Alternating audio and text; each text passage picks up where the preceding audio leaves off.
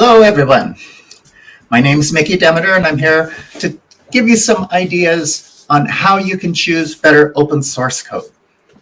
So, why should you listen to me? I'm a security researcher, and I have been in open source security now for about a decade. So one of the questions you really need to ask yourself is, how well do you know what's inside of your open source projects? As a security professional, you're required to know what's in the product. Sometimes we aren't aware that there is a product until it is ready for release, and the team contacts you to say they have an issue. Today, teams are beginning to be more proactive instead of reactive. So hopefully you are brought in early during the architecture discussions. My original notes from this presentation I've left in here because it's held true and means just like it did for my previous slide. So let's be honest. I thought the team at the security team made this policy change was making a very big mistake. I mean, this was better than doing full SDL on every single bit of code you used, but surely our engineers were good enough at determining what packages were good and what were terrible. It turns out they weren't. I was originally a security champion in Intel's Open Source Technology Center. This was a full-time job, and when the security development lifecycle was expanded to cover all security software at Intel, well, it was a nightmare. No one truly understood how much open source software was being used, but our small team understood all too well. I moved to the corporate team responsible for governance, training, and SDL. This is important because in order to work across business units, you need to have management backing. These two graphs here show you that as we develop more and more open source software and as more and more of it is being used, we're getting worse at securing it. This came from Synopsys open source research.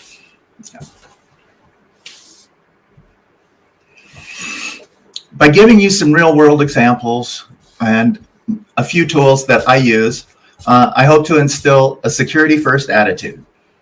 This will enable you to make choice upfront rather than reacting to issues after releasing the software.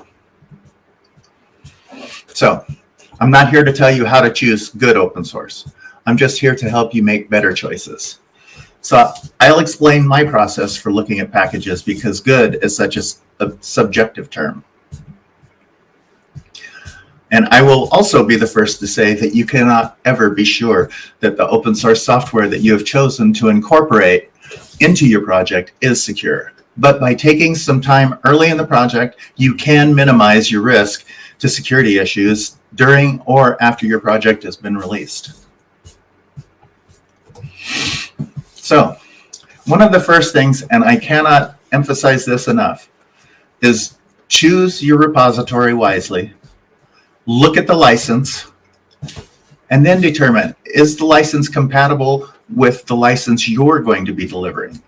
Or is there a license at all? If this fails, you don't need to worry about the rest of what I'm going to tell you. So, the very first thing we want to do really is to take a very close look at, and this is what we really want to see. So, key questions. Read the README or any other readily available introductory information.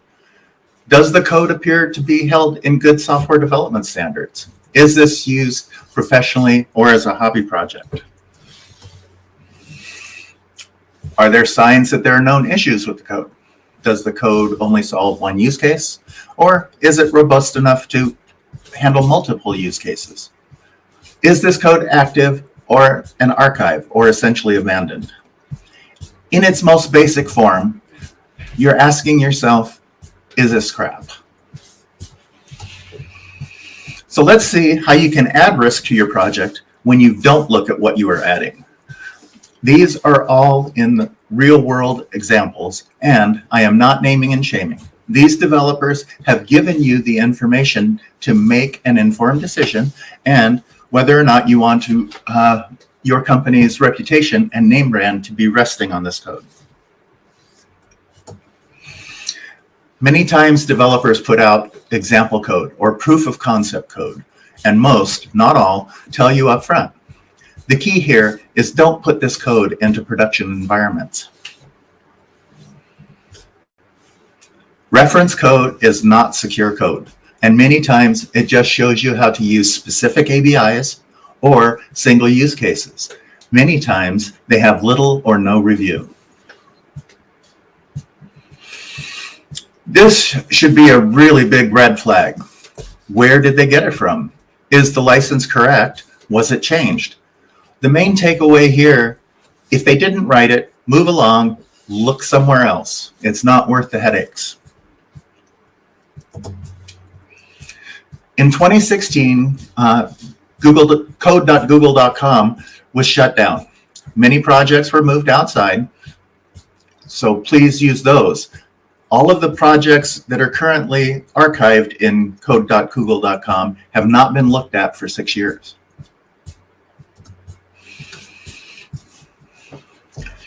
Do people really look at, what these things mean?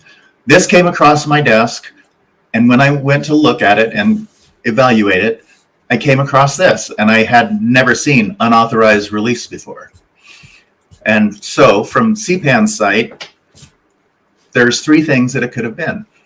It could have been that a co-maintainer uploaded a new release, but because of an oversight wasn't granted permission.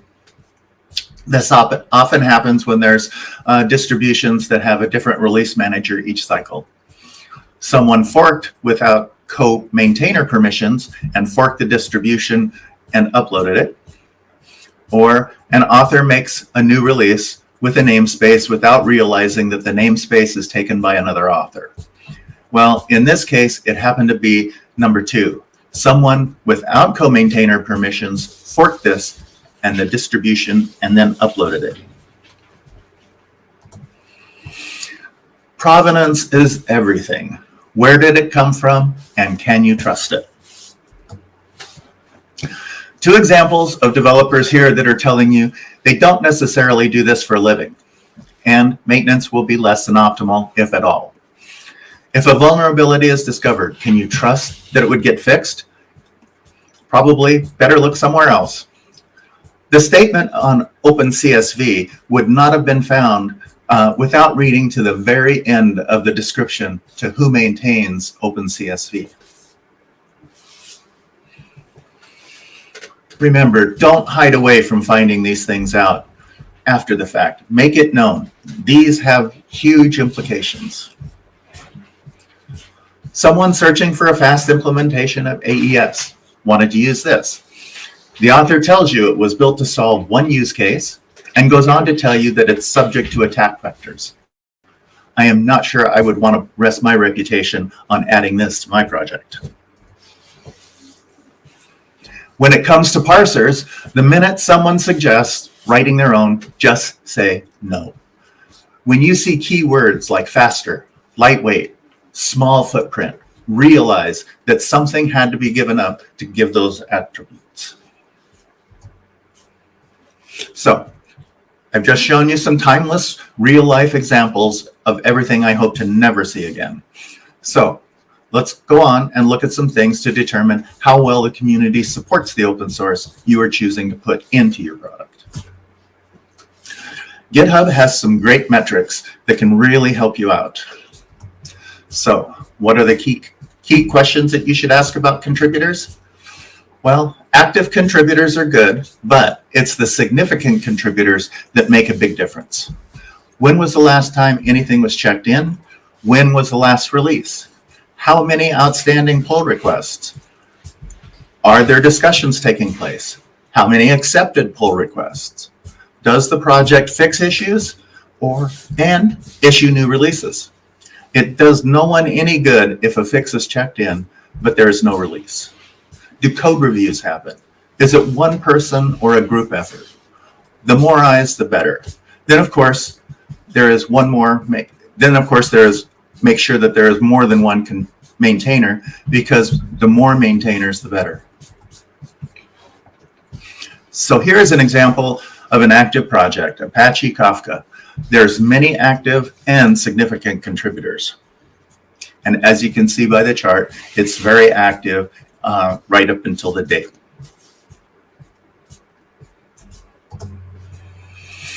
Here's an example of one that you might want to question. There were 18 contributors, 14 submitted significantly less than 50 lines, and almost all of the code was written by one contributor, and it's had no activity since early 2017. Since it's a parser, I would probably look somewhere else. So, on to our next one, dependencies. How dependent are your projects on other libraries? Well, as this graph shows, this is from Vericode's State of Software Security, that most of your JavaScript packages, the geometric mean of number of libraries that they include is about 377. Ruby, 63. Java, 43. So as you can see, you're including a lot of other code, even though you don't realize it. Remember that another thing that comes up is even though you have chosen a great, well-supported framework, so you think for sure everything that they have chosen is also going to be great. Well, I wish this were true, but it's not. Why is this an issue? Well, remember that when you carefully vet an open source component, that you really need to be aware of what it depends on. Because when you bring that component into your project, you will also be bringing anything it depends on, good or bad.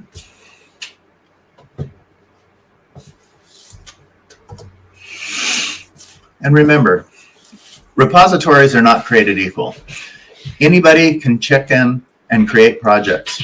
Just because you have valid credentials to check into a project does not mean that you're a good guy. There's some very basics. NPM has their security best practices. Definitely read it. Python Security finally took in Bandit, which allows you to check for blacklisted components or blacklisted functions. This eye chart here shows you the top 100 node packages, 4 levels deep in dependencies. So if you were to slip one module out or even take one away, you can actually really wreak havoc.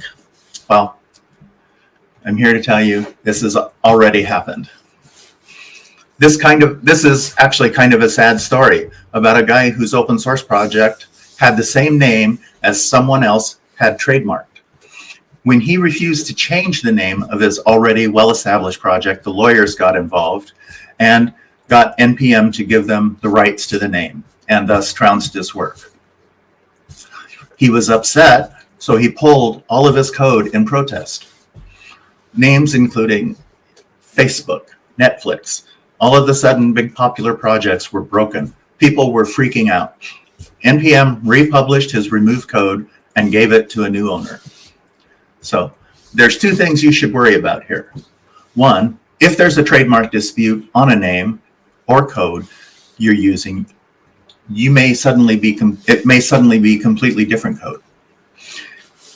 If you don't verify the code you're getting, you could seriously be getting anything at any time, and not just if the developer decided to become malicious.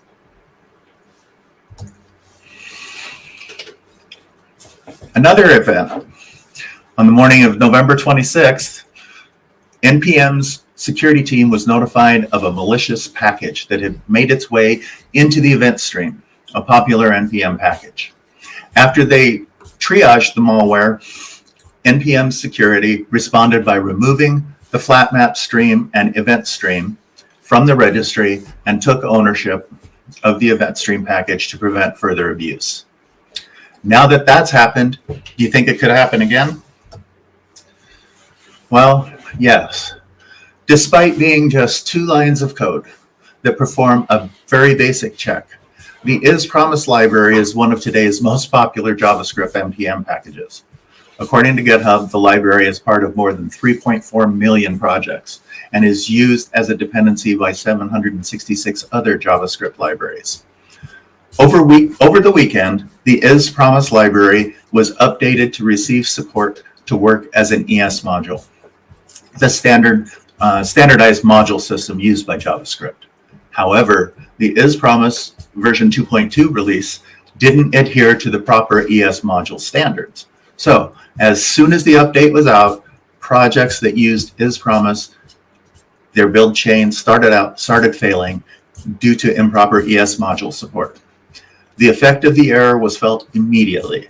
It impacted closed-source JavaScript code bases to some of the JavaScript ecosystem's biggest projects. This included Facebook's Create React app, the standard template for creating React, Google's Angular framework, Google's Firebase tools, Amazon's AWS serverless CLI, Nuxt.js, Ava, and a large list of more.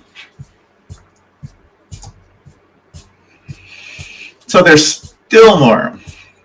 Users of an open source library, Colors and Faker, were left stunned when they saw their applications using these libraries printing gibberish and data breaking. Some surmised that the NPM libraries had been compromised, but it turns out there's much more to the story. The developer of these libraries intentionally introduced an infinite loop that bricked thousands of projects. The Colors library receives over 20 million weekly downloads on NPM alone and has almost 19,000 projects relying on it. Whereas Faker receives over 2.8 million weekly downloads on NPM and has over 2,500 dependent projects. Well, apparently the author of Colors is angry for not being paid. So he decided to print an American flag each time his library is loaded. Some dub this instance yet another open source developer going rogue, whereas the InfoSec expert Vesson Security called the action irresponsible, stating that if you have problems with business using your free code, don't publish free code. By sabotaging your own widely used stuff, you're not only hurting big business, but you're hurting anyone who might use it. It also trains people to not update because stuff might break. So, next step that we want to look at is how does the project handle their vulnerabilities and security issues. An ideal procedure would involve a way to keep the vulnerabilities secret until a fix is found. Typically, good solutions, they have send an email to a special security mailing list, a bug tracker with a special security flag. If there's no way to report security issues specifically, assume they have not thought about it, and this is actually a bad sign. Why is this important? Well, no known vulnerabilities does not equal security, right? In fact, it means quite the opposite. You should probably scrutinize it even more because it means more than likely no one's really looking at it. It does not matter how well looked at, it will have vulnerabilities, and you need to be prepared to mediate them. One of the best examples is Apache. They have a very clear vulnerability process that we know from experience that they follow, and it applies to all active projects under the Apache banner. They even go one step further and to let people know what to expect when they report a bug, so you can tell if they're handling things by their processes pretty easily. Unfixed security bugs will come back to haunt you someday. Better to know upfront and choose something totally different. This is the severity of distribution over time. When we look at this, you can see that the number of vulnerabilities discovered year on year continues to increase. Even though we've gotten better at securing our software, they're still finding more and more vulnerabilities. At the time of this slide creation, there were 2,083 vulnerabilities just for the month of March 2022.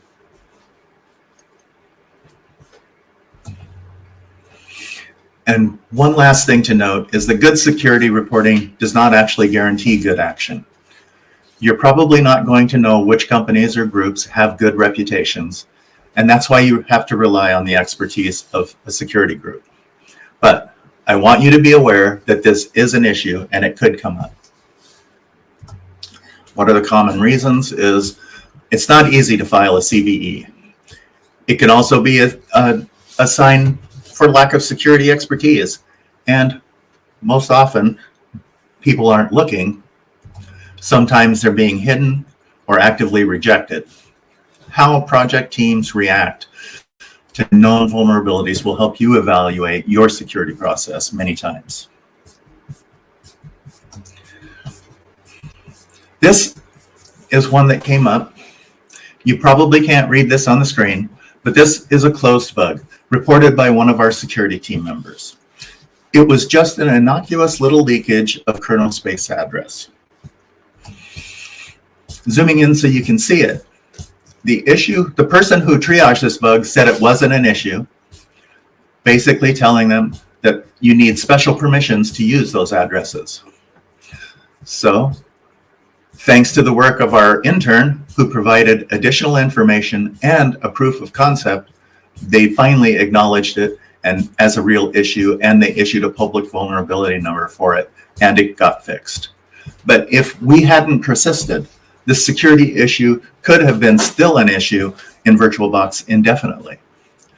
Remember that there's always someone willing to spend the time to create an exploit, whether for money, fame, or someone somewhere will do it just because it's there. The next thing you want to ask is there a test suite? Is there anything being tested? So what do good and bad test suites look like? Well, I was going to show you some examples, but it really got very unreadable.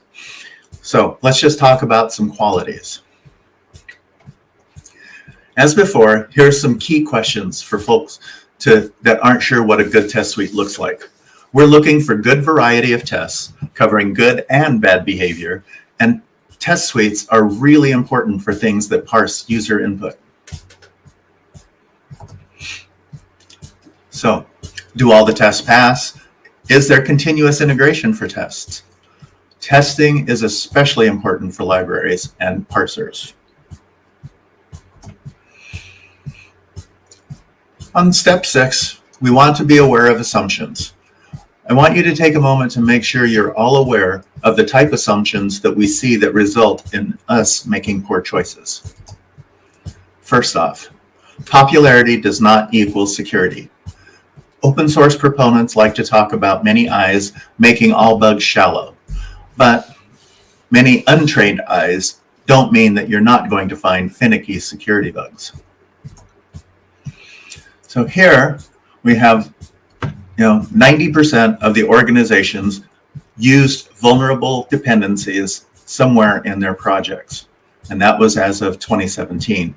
And as we can see by the trend, it's continuing to go up.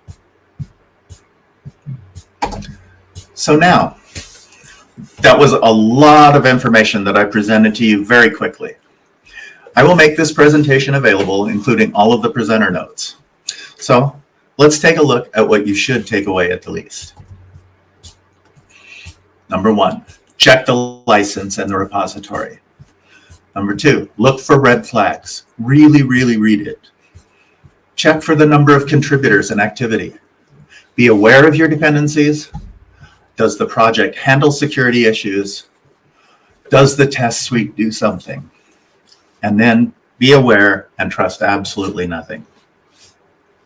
So, this is a card that I created so that our developers could have a little checklist right in front of them.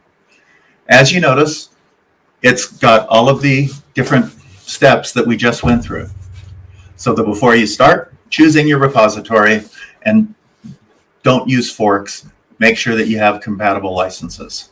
And then you can go through each one. First look, contributors.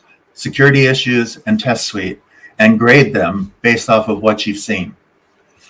This makes it very easy that when you get to the bottom and you have an average of a C, you might want to start looking somewhere else. And if you have a D or an F, you definitely want something else. Remember, open source is free, like getting a free puppy. At some point in time, someone's going to be cleaning up all the poop. Also, there are no silver bullets. The werewolves will eat you, and there is no tool, no one tool to manage all risk. Thank you, everyone. Questions?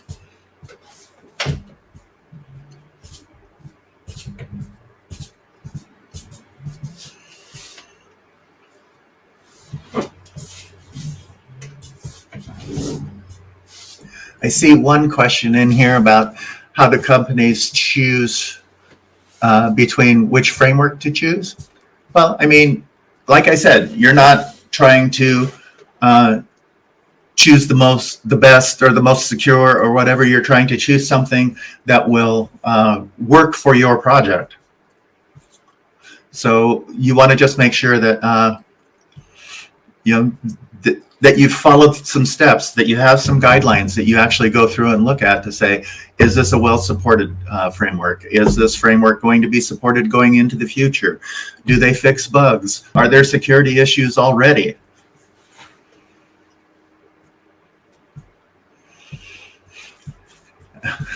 Helpful but intimidating? Really, it's not. It's just something that you have to, it's something that becomes, once you start doing this on a regular basis, it happens all the time, and you will get it figured out. Are there any automated source code tools to test open source code? Yes, as a matter of fact, NPM uses SNCC.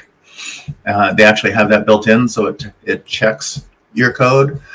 There's also other tools out there available for checking either open source or checking the resulting binaries that are built.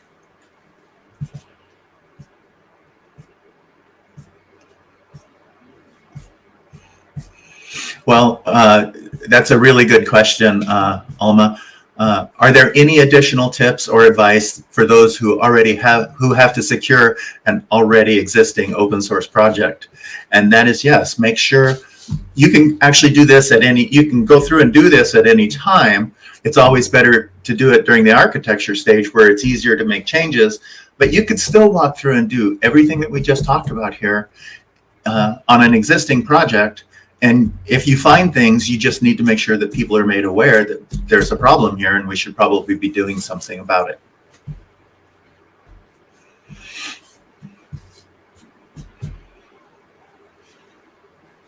Well, if there's no more questions, thank you very much, everybody.